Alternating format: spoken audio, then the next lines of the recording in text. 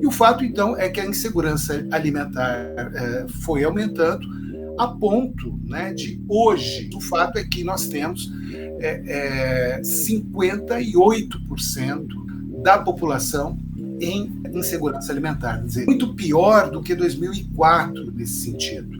E está muito pior porque já vinha muito pior antes da pandemia, né?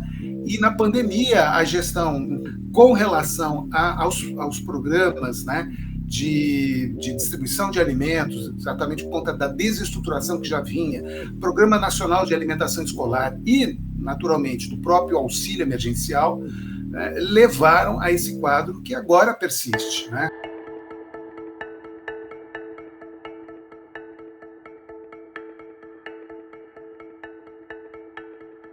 Olá, sejam bem-vindos a mais um episódio do nosso podcast Missão Desenvolvimento. Eu sou Paulo Gala e hoje vamos falar sobre um tema grave, um tema sério, que é a questão da fome, da volta da fome no mundo e no Brasil. É um tema até surpreendente, né, que a gente esteja aqui em pleno 2022 falando sobre pessoas que passam fome. É um negócio que realmente choca até, né?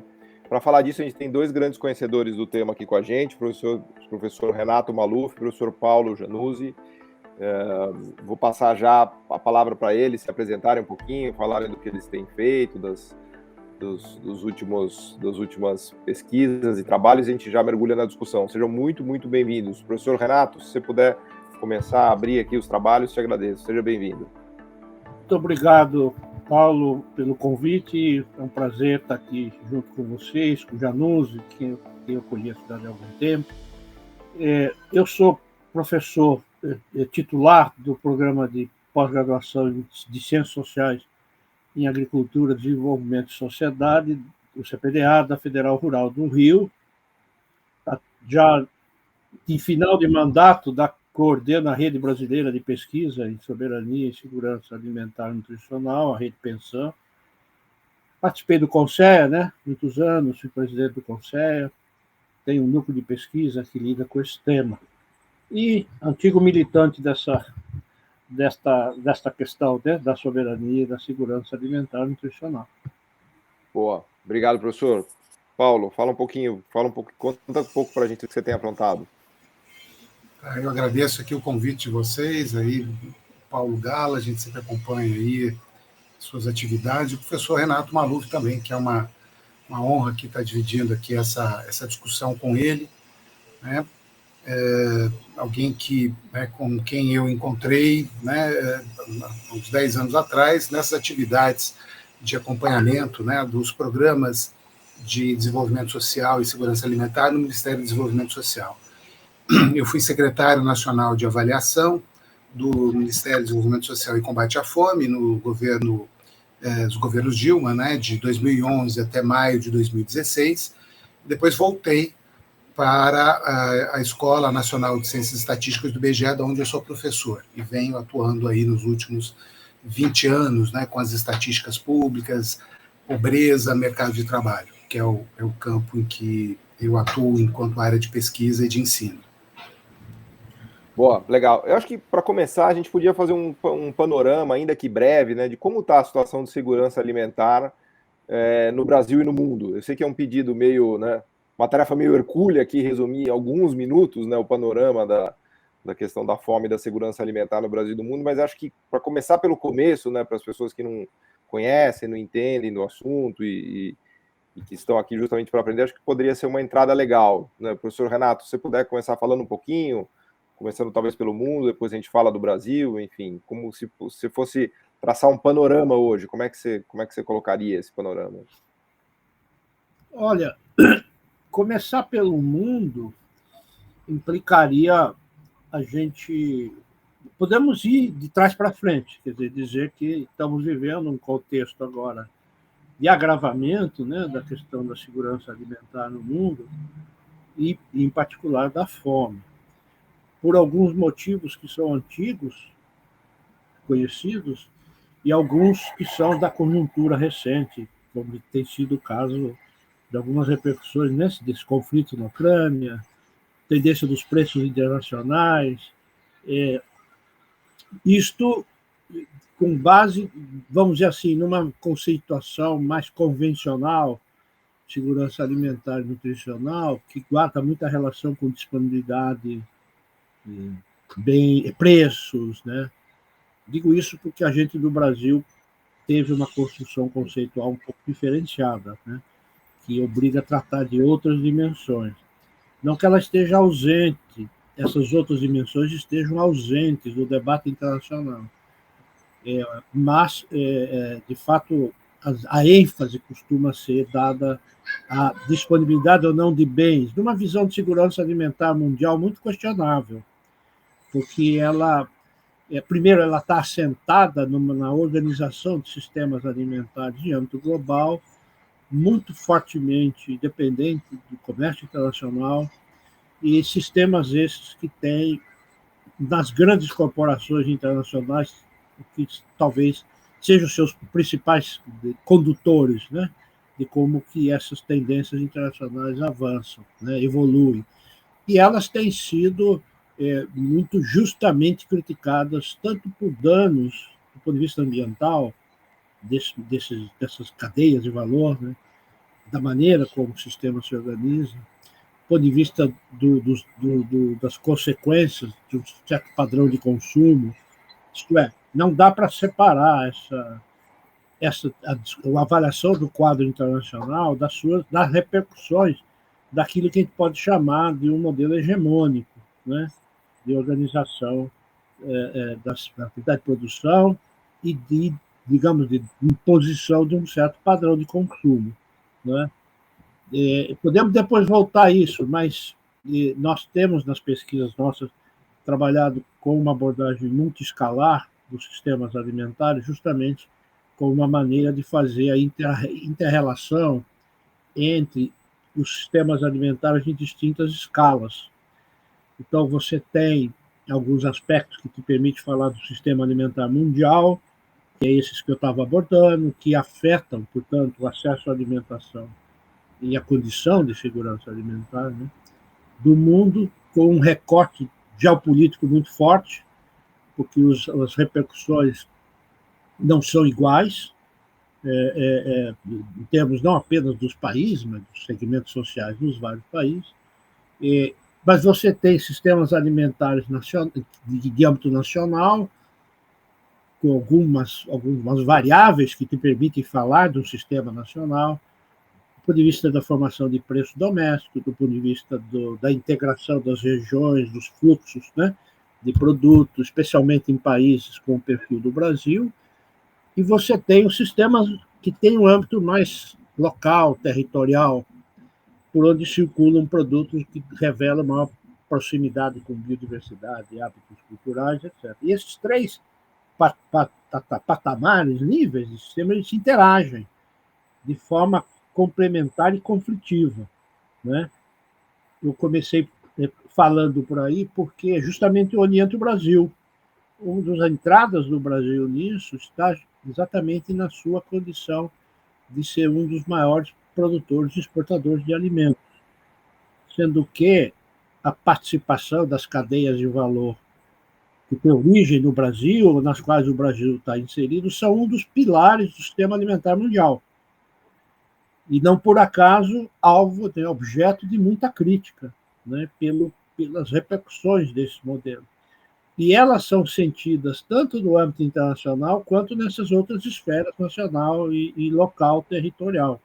Estamos justamente nesse momento pesquisando as repercussões no âmbito dos sistemas locais, territoriais, dessas dinâmicas que são internacionais e nacionais, né?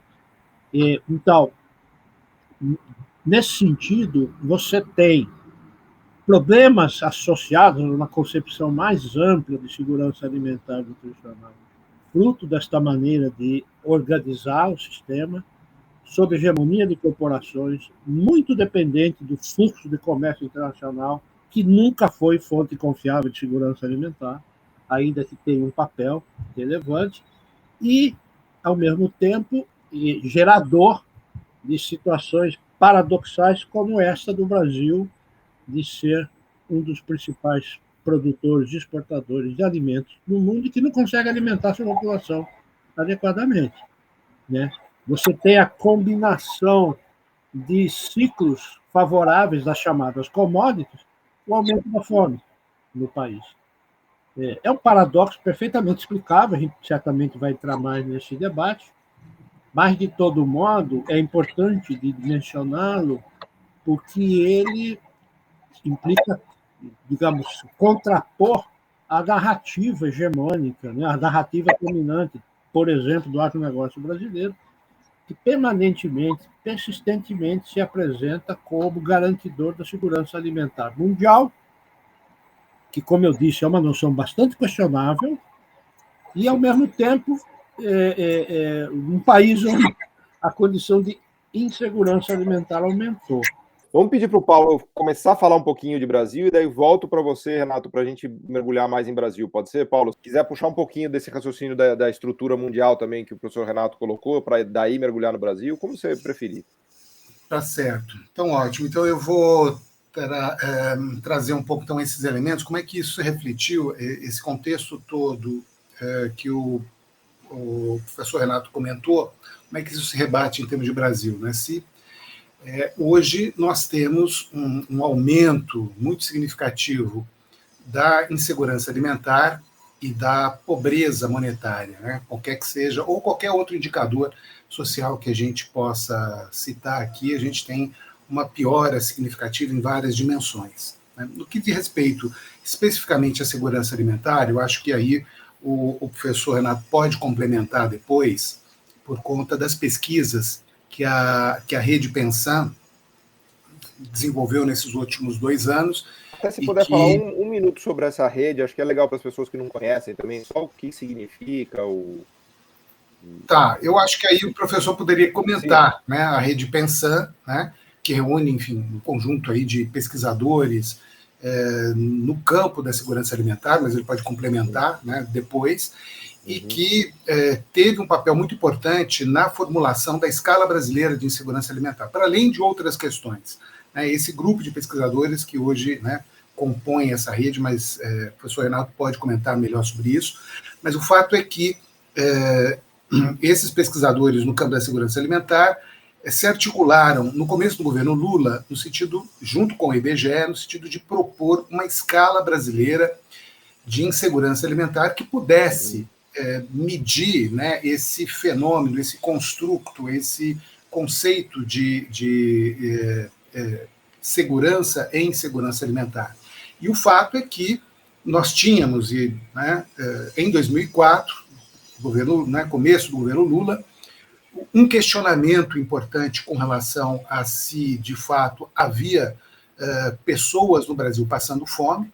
Nós tivemos um grande diário carioca, através de um articulista muito conhecido, que, usando inapropriadamente dados da pesquisa de orçamentos familiares do IBGE, dizia que no Brasil não havia efetivamente desnutrição, fome, porque, de fato, as estatísticas de desnutrição de crianças de 0 a 5 anos eram muito baixas, eram alguma coisa como menos do que 2%, tá? De 0 a 5, porque era o resultado da pesquisa de orçamentos familiares que havia sido divulgada em 2003, 2002, 2003, né? E esse argumento foi propagado para a mídia e no sentido de, para a sociedade, no sentido de deslegitimar o Fome Zero e todo um conjunto importantíssimo de ações que vieram se estruturando ao longo desse período, né?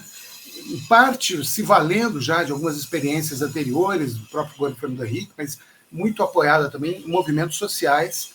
E o fato é que em 2004, no primeiro levantamento que o IBGE realizou com essa escala brasileira de segurança alimentar, cerca de 64% da população estava em segurança alimentar. 64%. E, portanto, todos os outros 36% estavam em insegurança alimentar. Depois o professor Renato pode descrever melhor.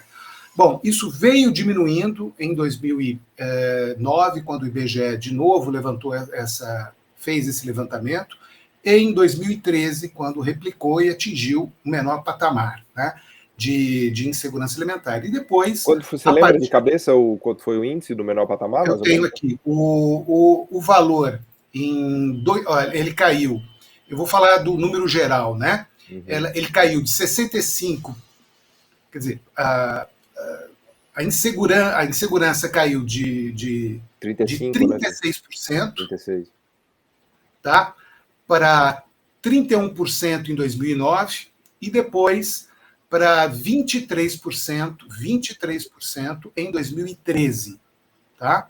Então, a insegurança alimentar grave, né, que é efetivamente crianças passando fome, a moderada mais a insegurança leve, a preocupação de não ter recursos para, né, uma alimentação adequada, atingia 23% da população brasileira e depois, a partir de então, né, com a desestruturação das políticas que começaram a partir do governo Temer, né, com contingenciamento de recursos, com retirada de recursos efetivamente de programas de segurança alimentar, com uma gestão cada vez mais incompetente do programa Bolsa Família, com aumento das filas de espera, né, em meio a um aumento elevado do desemprego, como você bem sabe, e já foi objeto de questões aqui que você já tratou, né, com um aumento significativo do desemprego. Imagina, de 4% em 2013, pela PNAD, para um aumento de 12%, 13%, né, em 2017, 2018, o Bolsa Família não teve um aumento tão significativo. E o fato, então, é que a insegurança alimentar foi aumentando a ponto, né, de hoje, né, segundo os dados da Rede Pensan, né, usando essa escala, naturalmente com algumas mudanças, o fato é que nós temos 58% da população em insegurança alimentar. Quer dizer, portanto, a gente está muito pior do que 2004 nesse sentido. E está muito pior porque já vinha muito pior antes da pandemia, né?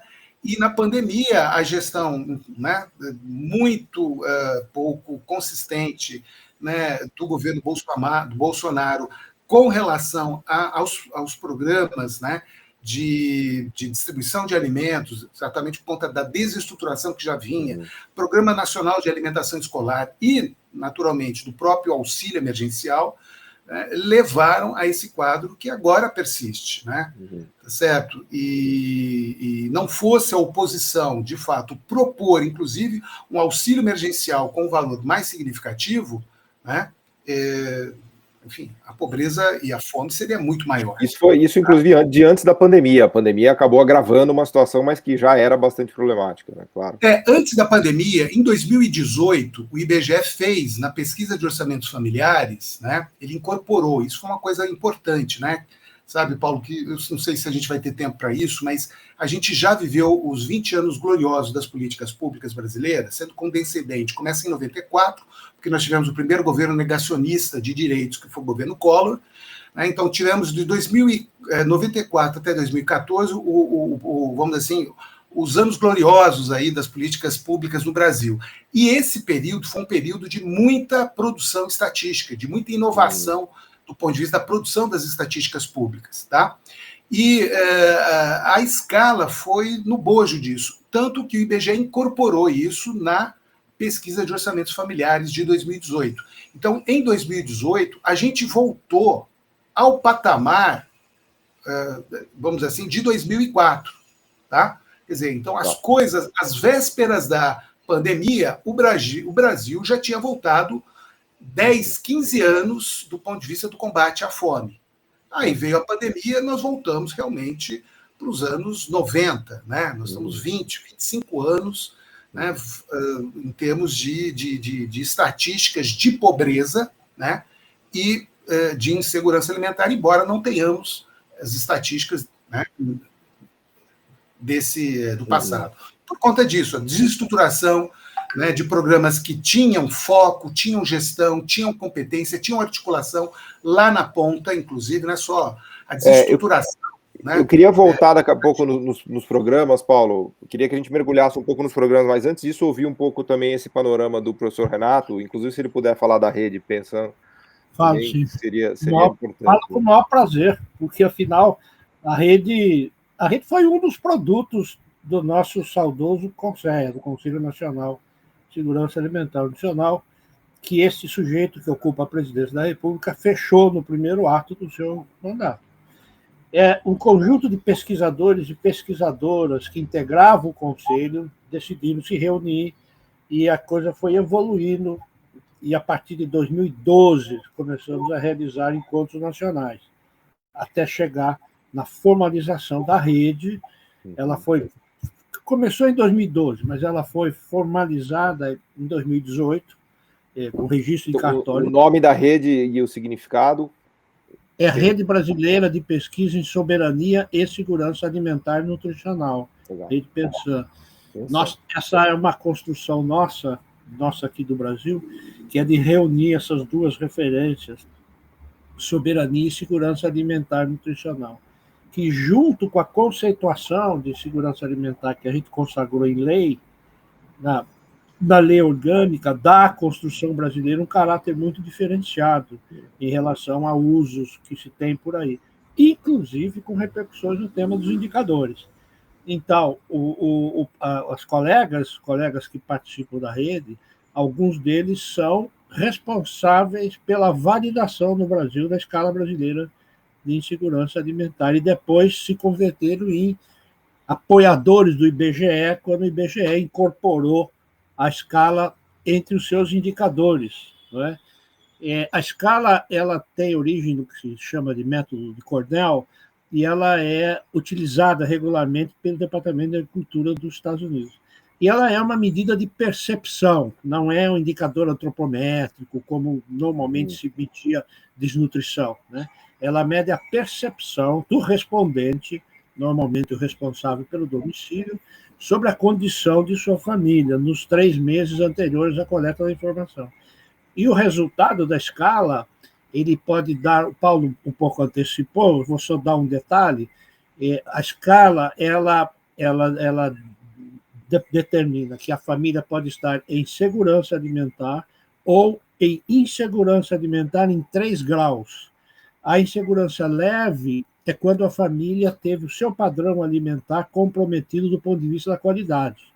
É a primeira reação das famílias frente a restrições, né?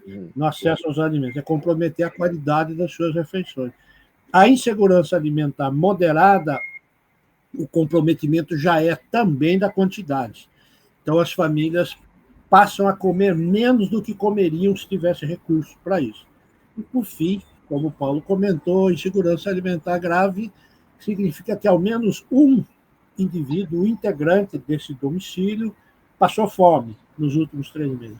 Passou um dia todo sem comer, teve fome e não pôde comer por falta de alimento. Essa é a indicação mais direta, digamos, né, da restrição mais grave. E essa evolução, então, em 2003, quando a gente construiu essa escala, fez a validação nacional, o IBGE em seguida se incorporou. Incorporou entre os seus indicadores e passou a aferir a EBI a cada 4 anos, na POF ou na PNAD. A última que o Paulo falou foi na POF 2017-2018.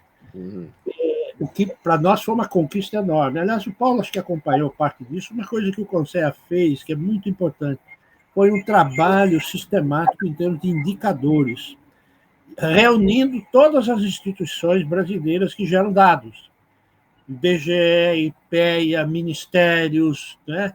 E com isso a gente construiu uma matriz de indicadores da realização do direito humano à alimentação. Acho que isso foi uma conquista muito importante, assim como chegamos a desenhar um orçamento de segurança alimentar, que não era peça oficial, mas era um instrumento de monitoramento e controle social, com base no qual a gente acompanhava todo ano, quando tinha a elaboração da lei orçamentária, na época do PPA, a gente fazia um papel muito importante. E depois o Paulo, lá na SAGE, acabou engrandecendo esse trabalho com um conjunto de instrumentos que eles organizaram lá, inclusive o DataSan. Né? Então, acho que esse é um campo em que o Brasil se destacou muito. a evolução do indicador ela é absolutamente clara. Os estudos que a Rede Pensa fez, os inquéritos, trazem essa figura com essa tendência. A gente aplicou a EBIA e depois ajustou. EBIA é a sigla da escala que vocês falam. A Escala Brasileira de Insegurança Alimentar. Escala Brasileira de Segurança Alimentar. De insegurança alimentar. E a gente fez uma adaptação para permitir a comparabilidade com a aferição pelo IBGE.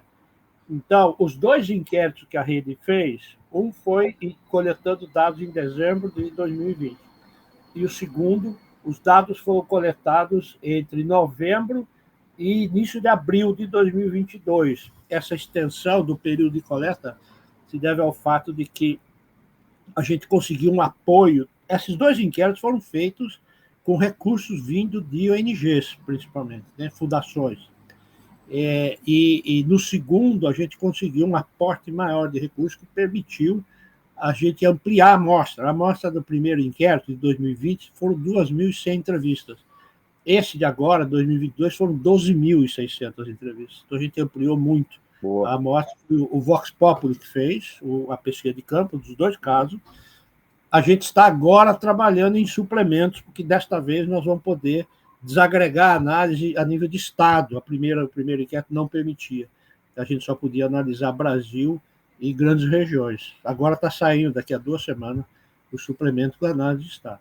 Esta reversão, eu vou dar um tom mais dramático ao que o Paulo falou. Nós regredimos 15 anos em 5, porque o indicador do IBGE, os 2 indicadores do IBGE, 2014 e 2018, são 5 anos entre os 2, e, como o Paulo mencionou, o indicador de 2018 voltava a 2004.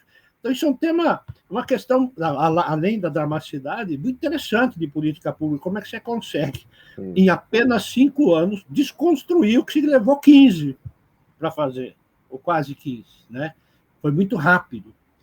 As razões, eu vou só acrescentar o que vocês já estavam comentando.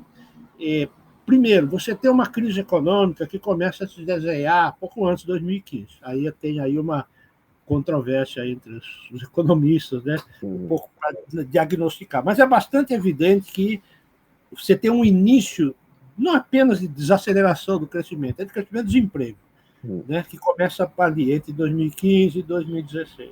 Depois do golpe, então você acrescenta um fator político, se bem que eu acho que tem um fator político que é prévio, meus colegas economistas pouco mencionam isso. Em 2011, você começa a ter a retração do investimento privado.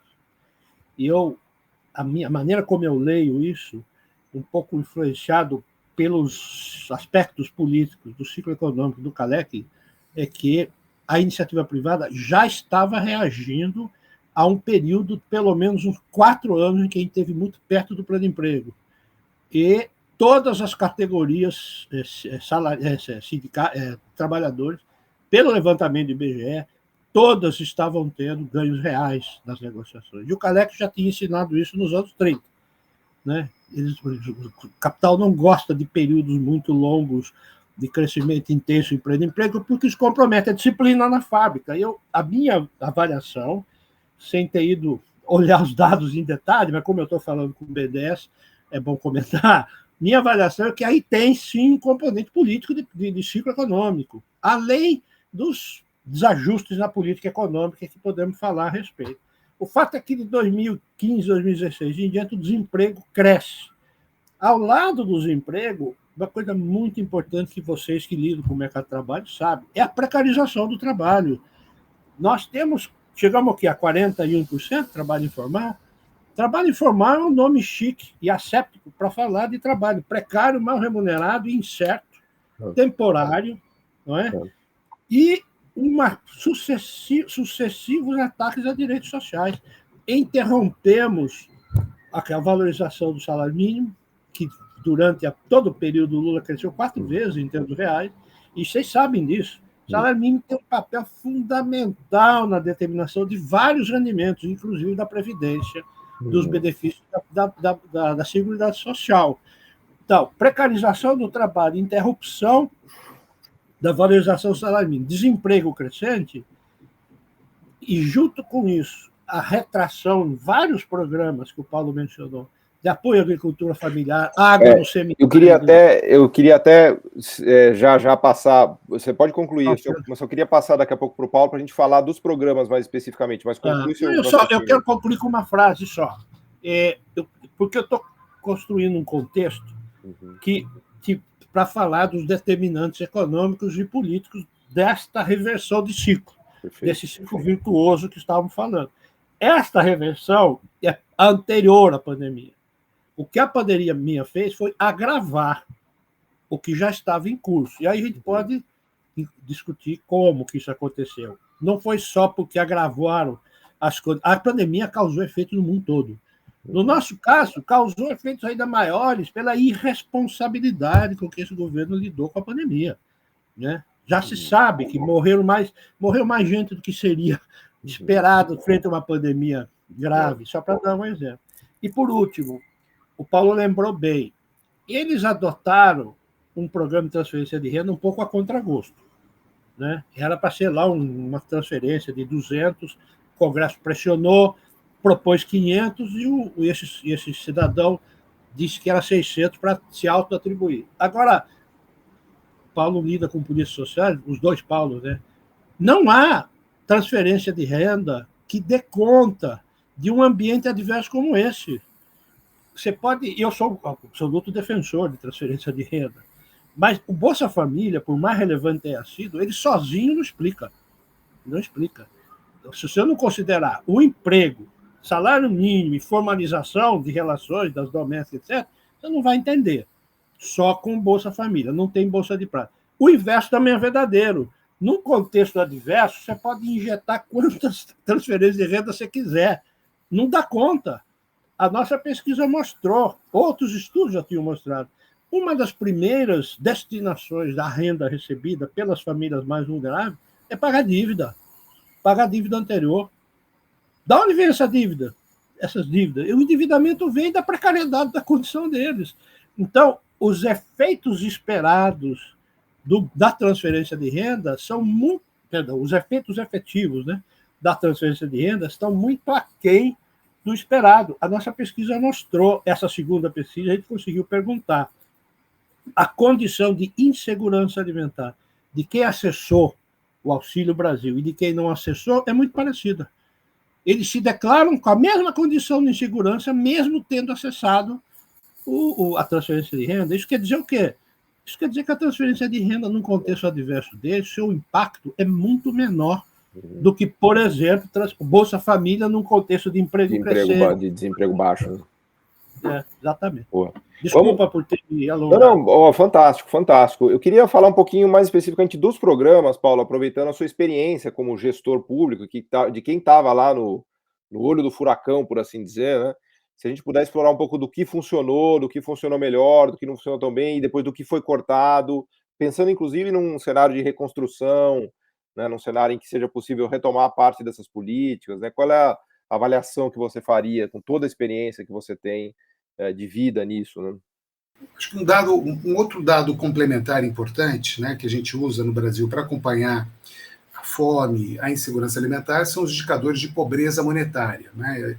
Nesse sentido, a gente tem uma série histórica mais longa, porque o IBGE levanta isso desde os anos 80, né, nas pesquisas, ou desde os anos 70, quando a PNAD foi criada lá em 1972, 73. Na verdade, um pouco antes até, em que começamos a estruturar isso em 67. Mas nós saímos, veja, em 92, para ter um dado mais assim, comparável, nós saímos de 47 milhões de pessoas em pobreza no Brasil para, isso veio caindo, mas para 15 milhões em pobreza em 2014. Tá? E voltamos hoje... Em termos percentuais seria bem menor, né? Porque a população cresceu bem, né? Em termos percentuais, a gente saiu de 33%... Espera um pouquinho só. Não, desculpa. É porque eu tenho que usar a mesma linha aqui. Nós saímos de 33% da população, 1/3 da população, para 7% da população em pobreza. E hoje temos 13%, né? dizer, voltamos a ter 13%, que era o que o Brasil tinha, enfim, há 20 anos atrás. Né? Tá certo? Na extrema pobreza, a gente saiu de 15% para 3% em extrema pobreza em 2014. Tá? Isso com base nos dados da PNAD, que é uma pesquisa que, embora colete informações sobre rendimento, né, de uma forma muito mais ampla do que, por exemplo, nos censos demográficos, ela não coleta da forma tão minuciosa como numa pesquisa de orçamentos familiares. Mas, enfim, o fato, então, que nós tivemos qualquer que seja o indicador que a gente use, a gente vai ver essa tendência de queda da fome, da pobreza ao longo dos anos 2000 até 2014, 15, e depois um aumento significativo. E quando a gente olha a renda média dos 10% mais pobres e dos 10% mais ricos, é assim uma coisa, nesses dois períodos, é impactante. Nós, né, a ex-ministra Tereza Campelo e eu escrevemos um artigo que está na revista Carta Capital há 2 semanas atrás, que mostra exatamente como entre 2002 e 2015 todos os segmentos, todos os DCIs de renda, todos os segmentos sociais tiveram ganhos de renda, né, nesse período, tá, entre 2002 e 2015. E, naturalmente, os mais pobres tiveram um aumento acima de 80%, e os mais ricos, os 10% mais ricos, de 20%. Né? Tá? Então, é um ganha-ganha nesse período, todo mundo ganhou, né? Todas as categorias ocupacionais, como disse comentou o professor Renato, ganharam. Quando a gente olha de 2015 a 2021, todo mundo perde, é incrível isso. Inclusive os 10% mais ricos perdem renda, 4% menos renda domiciliar per capita em relação a 2015. Né? Agora, os mais pobres perdem 40%. Tá? Os 10% mais pobres perdem 40%, segundo dados da PNAD de 2021. Né? Portanto, refletindo o quadro de empobrecimento significativo da população brasileira durante o segundo ano da pandemia, inclusive. Mesmo, e isso por conta da descontinuidade, né, do auxílio emergencial, dos desacertos, e não ampliação do próprio programa Bolsa Família. Porque o programa Bolsa Família, ele continua com um patamar de atendimento por volta de 14 milhões de famílias, que era o patamar final em 2014 e 2015. Ele teve uma pequena queda, 13 milhões e alguma coisa, né, por conta da suposta existência de públicos que estariam fora do foco do programa, quando, na verdade, depois se demonstrou que não era nada disso. E o fato é que, então, o Bolsa Família se manteve, em termos de cobertura de público, mais ou menos estável durante esse período. E durante a pandemia, 2 anos de pandemia, teve o auxílio emergencial, que incorporou parcelas que não estavam no Bolsa Família, mas que depois também deixaram de ser atendidas por qualquer outro programa. Né? Então, o que eu queria chamar a atenção é que, de fato, veja, a política de salário mínimo, a recuperação do investimento público, a gente não pode esquecer isso, né? Falando aqui com o BNDES, o Brasil recuperou o investimento público ao longo dos anos 2010 com o PAC, né? Tem um trabalho da Esther Dweck, mas vocês mesmos, enfim, conhecem esses dados, e que o Brasil recupera o investimento público, né, por conta das construções de equipamentos públicos, de escola, hospital, centro de referência de assistência social, enfim, tudo isso tem um impacto na geração de emprego. Né? Vamos lembrar que a gente tinha falta de mão de obra qualificada. O Pronatec, ele veio num momento, né, importante, uma pena que não foi continuado, mas, enfim, o Pronatec se estruturou também para isso, inclusive com apoio do BNDES, exigindo que os investimentos das empresas com recursos do BNDES se usassem a mão de obra que estava dentro do Pronatec. Tá? Então, de fato, nós tínhamos uma política pública muito azeitada. A gente tinha uma política pública no campo em que a semente, veja, sabe, são coisas que estavam sendo construídas ao longo do tempo, mas fazer política pública no Brasil é uma coisa muito complexa, você tem que operar com muitas mãos, né? Governo federal, governo estadual, governo municipal, entidades socioassistenciais, empresas e assim por diante. Então, esse processo leva tempo, e o Brasil é muito heterogêneo. A capacidade de implementação de políticas públicas é muito diferente pelo território. E o público-alvo é muito diferente. Quer dizer, o beneficiário do Bolsa Família em Santa Catarina, da zona rural da Santa Catarina, é muito diferente do beneficiário do Bolsa Família, trabalhador rural, no interior do Piauí. Entendeu? Então, enfim, fazer com que a política pública funcione redondinha nesse contexto heterogêneo que é o Brasil é muito difícil. E as coisas estavam chegando lá. Então, por exemplo, para citar um ótimo exemplo, no campo, né? No campo, a semente da Embrapa estava chegando junto com a água do programa Água para Todos, junto com a energia elétrica do Luz para Todos, tá? Junto com o apoio e fomento agrícola para que as pessoas pudessem produzir ali no campo. Tá? Tinha o Bolsa Família, que conseguiu chegar nessa população por conta da qualidade dos diagnósticos que nós tínhamos pelas pesquisas do IBGE, pelo Cadastro Único, que era outro instrumento também que foi melhorando nesse período. Ou seja, nós tivemos uma conjunção de ampliação do escopo das políticas públicas, em particular das políticas que estavam voltados para os segmentos mais vulneráveis, que são as políticas de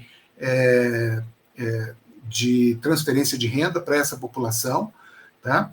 As políticas de segurança alimentar, os programas de inclusão produtiva no meio urbano, no meio rural. Nós tínhamos também, né, programas na área de segurança alimentar de restaurantes populares, cozinhas comunitárias. E veja, esses programas funcionavam em boa medida nas regiões mais pobres por conta das transferências governamentais do governo federal, tá? Na assistência social. E a partir de 2015, né, a partir na gestão Levy, Joaquim Levy, é bom que se lembrem desses nomes, né, enfim, dos austerocratas, né, que, né, fizeram história no Brasil. Todas essas pessoas têm responsabilidade para esse desmonte de políticas públicas que começa nesse período, né? A gente vai perdendo isso. Então é por isso que hoje você até tem uma certa redução do desemprego, mas a insegurança alimentar continua elevadíssima.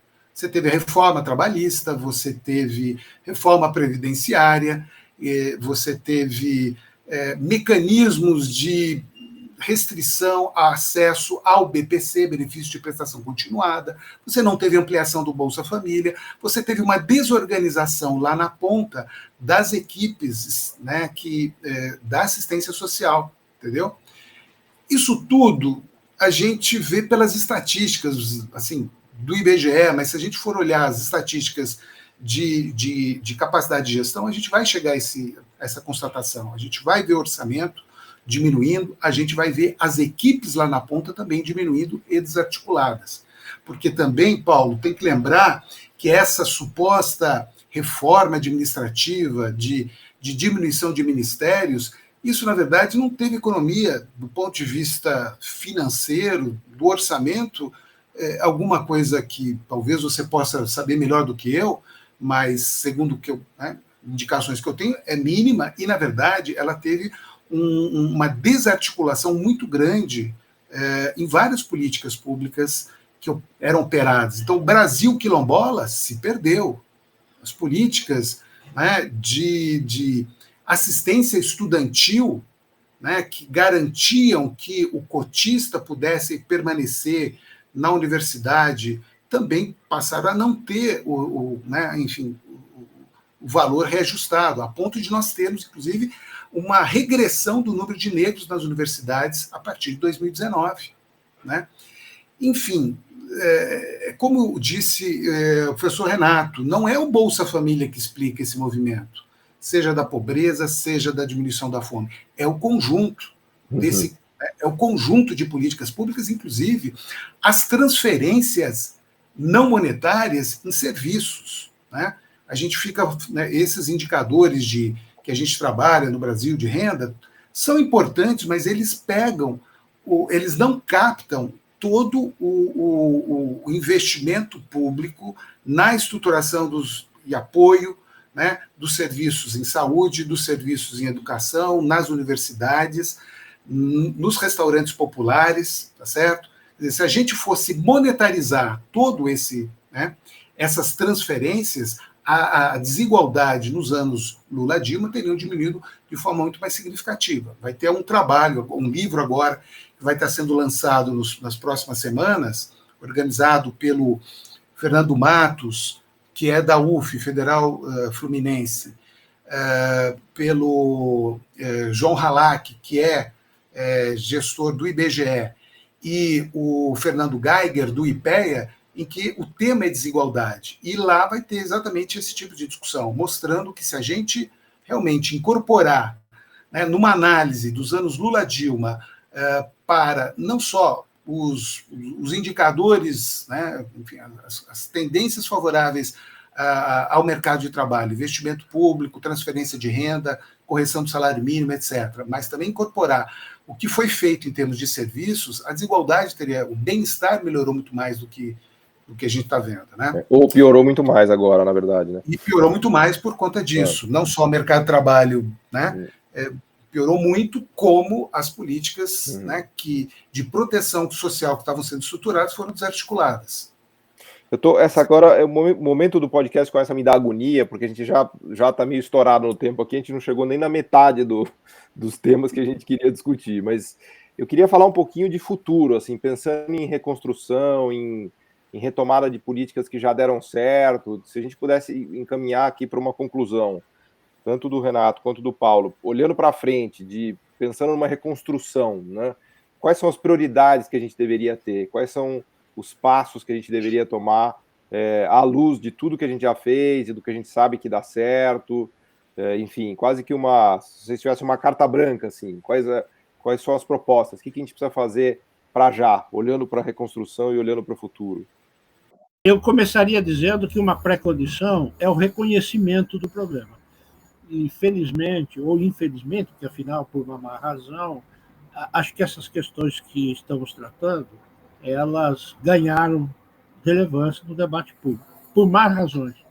Mas não há como ignorar o tamanho, né, dos dilemas sociais que o Brasil vive.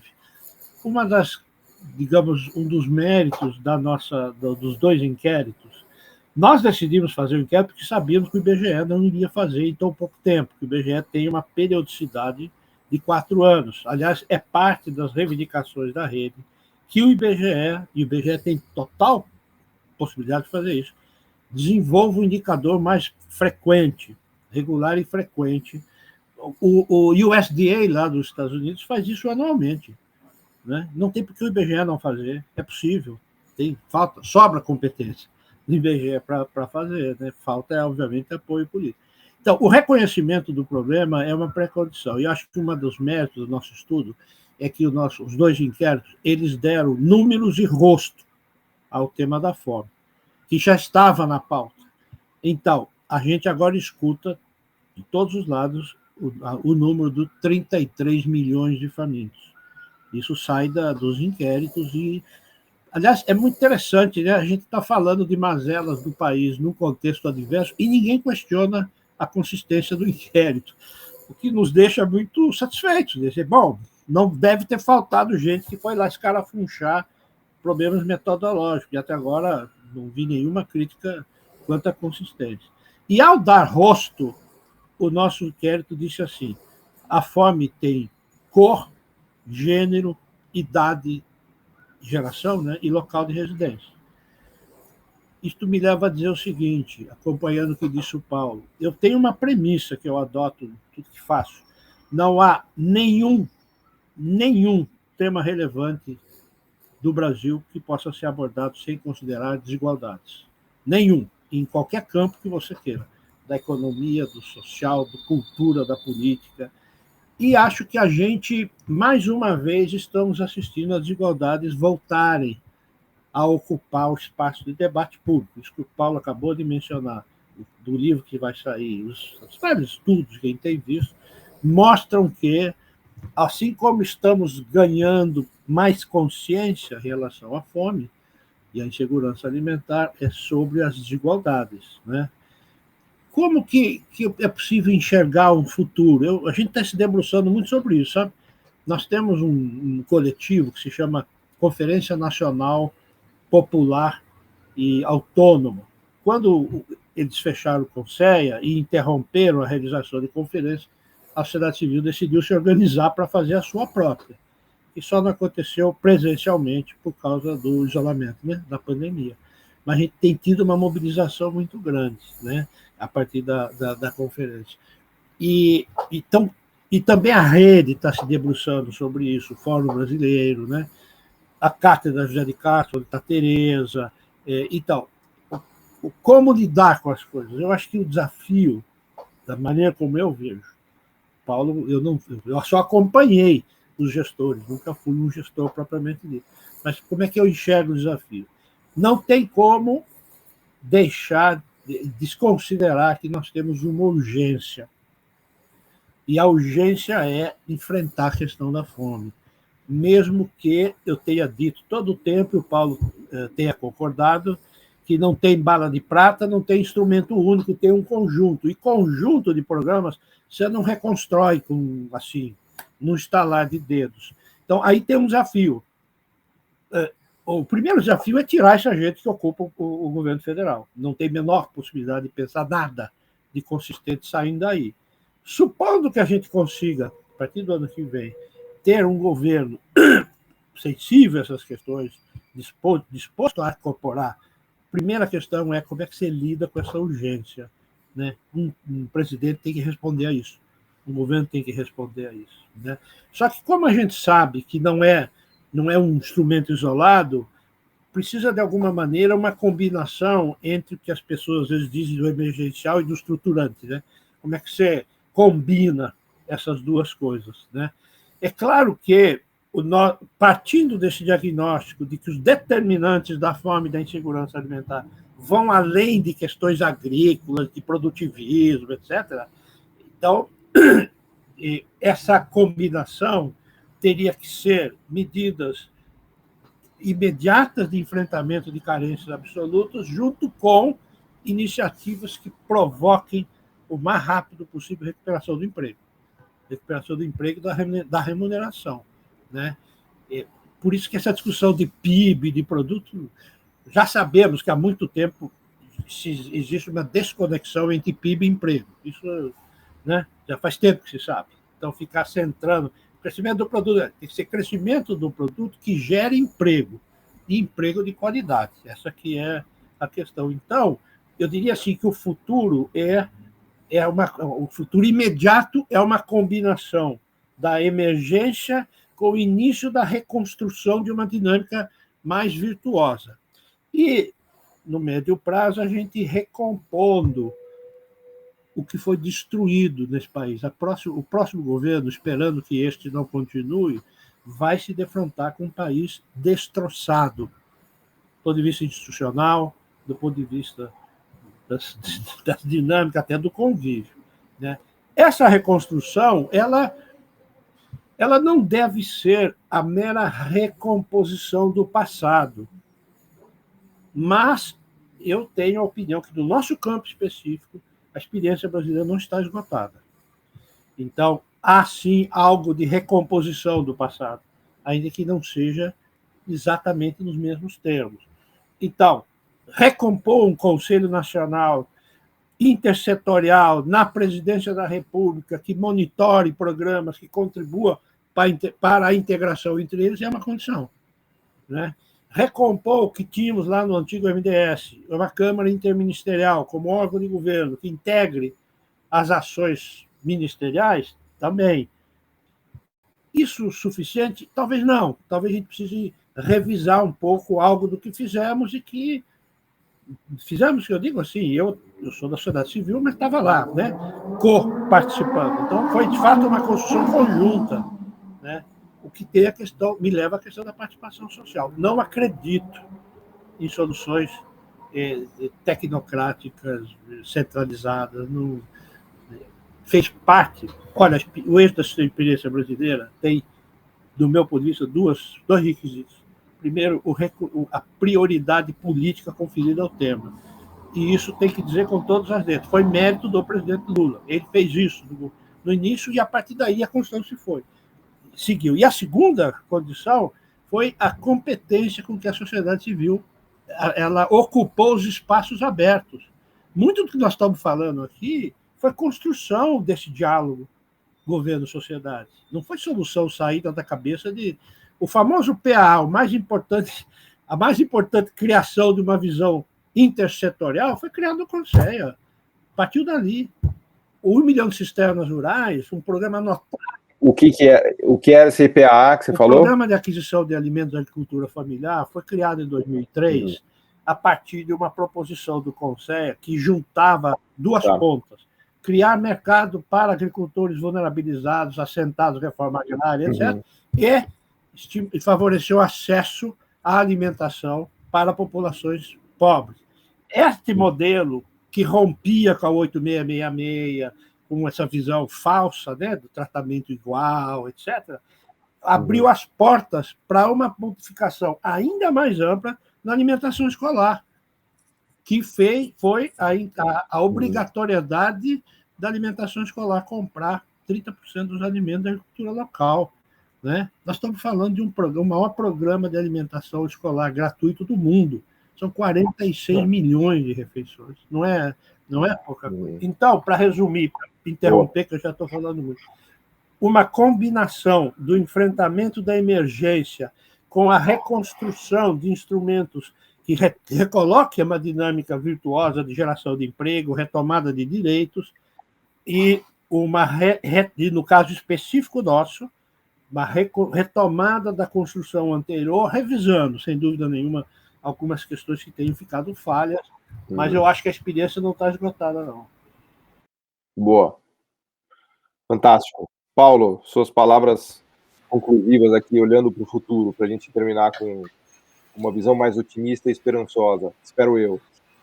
Eu acho que sim, a gente tem muita esperança que as coisas comecem a mudar a partir do dia 2 de outubro e o Brasil volte a ser feliz de novo, né? Feliz e muito mais solidário e competente em vários aspectos, inclusive nas políticas públicas, né?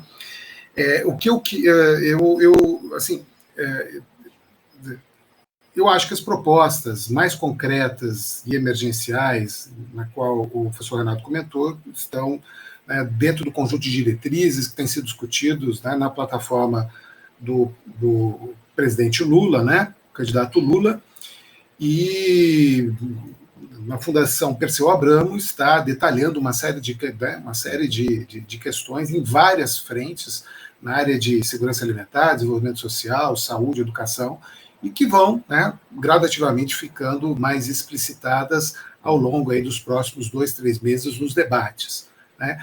Infelizmente, é o único candidato ou candidatura que, de fato, tem essa preocupação de fazer esse debate público e de receber sugestões da sociedade civil, como foi antigamente,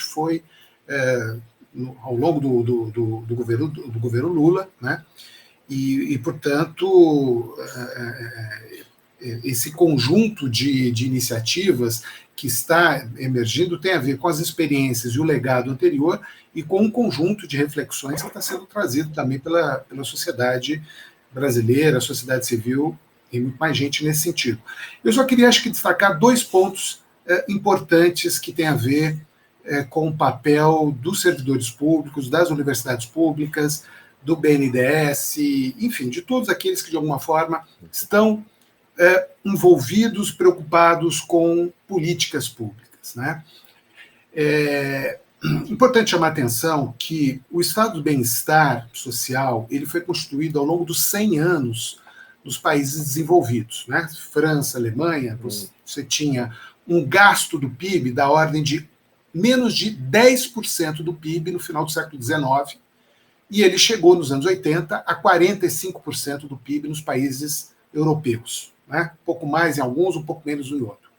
Né? Os Estados Unidos é um ponto fora da curva, né, nesse sentido, porque o estado de bem-estar americano e a carga fiscal dos Estados Unidos, ela parou nos 35%, né, lá nos anos 60, 70, e nunca mais evoluiu além daquilo. Então, isso explica muito o que acontece nos Estados Unidos, a tragédia da pandemia lá, frente a outros países e assim por diante.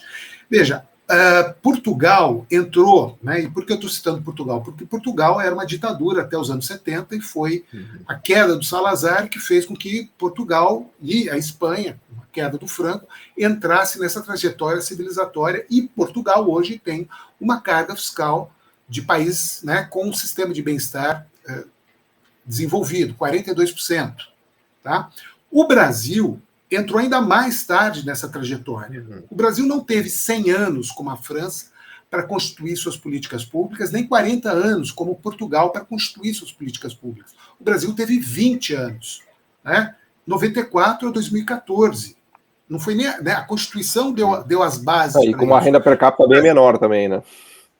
E com uma renda bem menor, e com um país muito mais desigual muito né? mais, do que muito mais.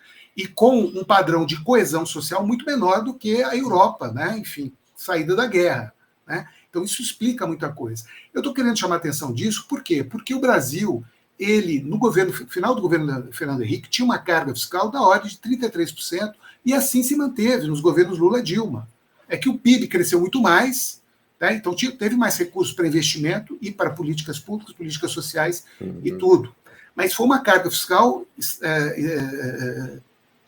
mantida.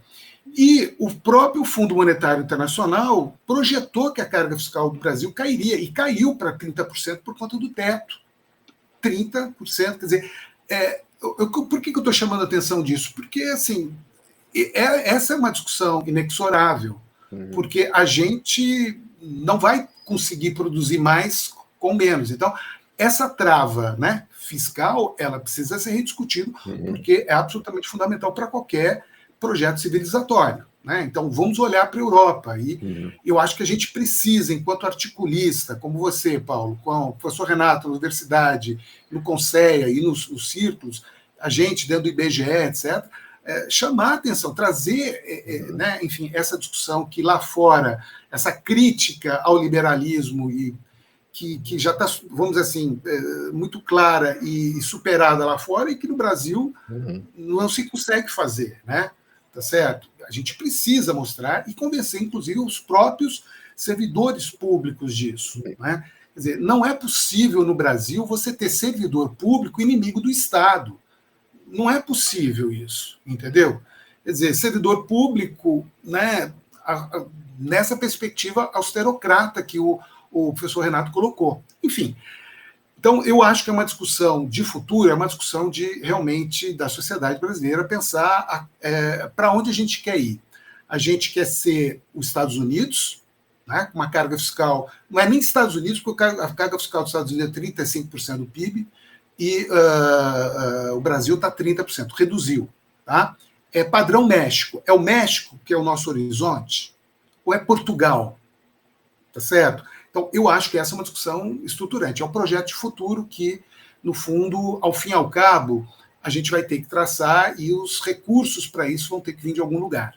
E a gente sabe que existem, né, da onde retirar esses recursos e aonde...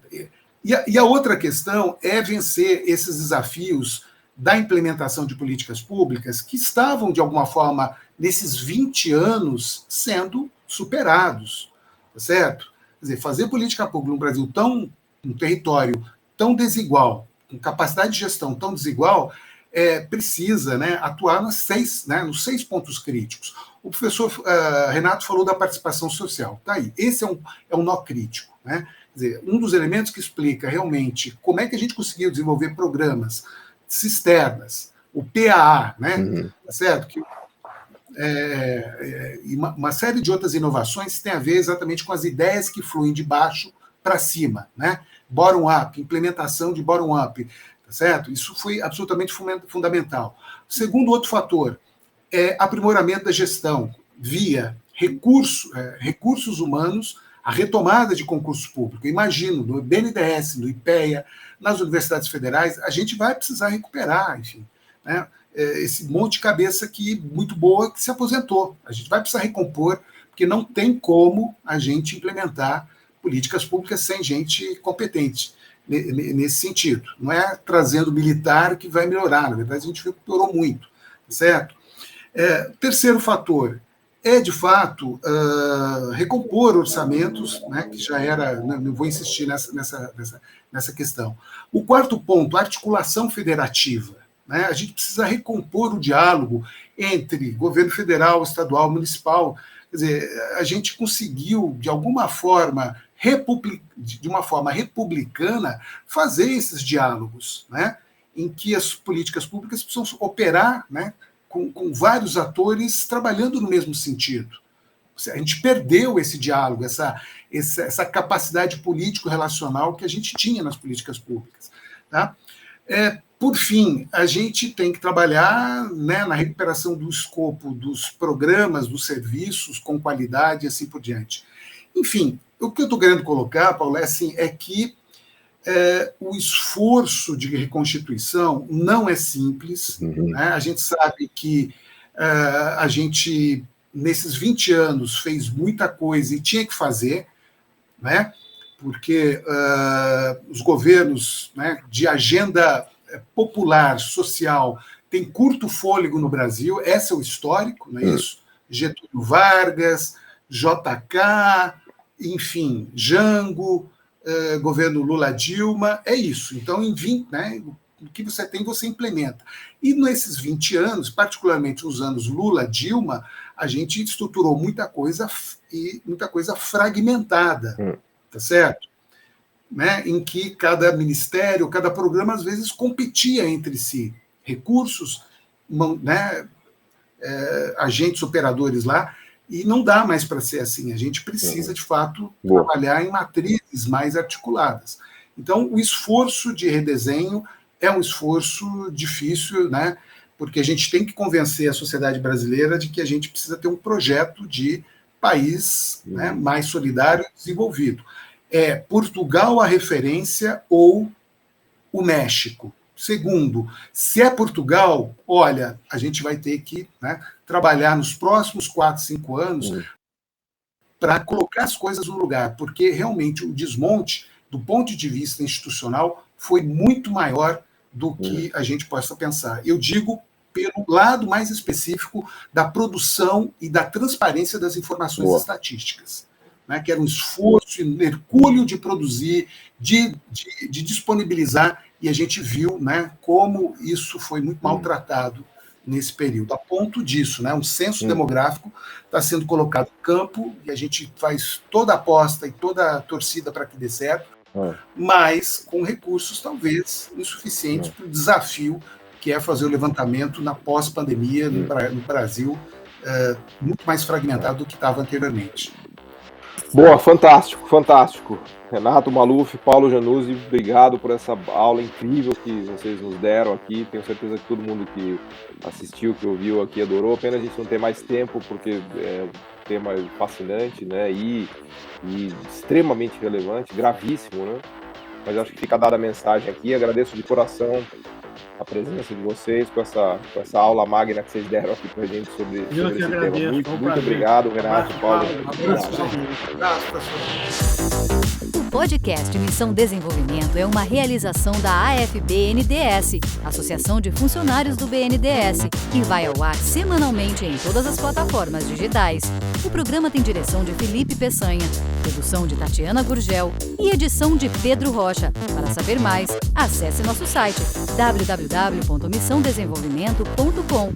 Você também pode assistir a outros episódios já gravados nos canais do Missão Desenvolvimento e da AFB-NDS nas redes sociais. Até a próxima!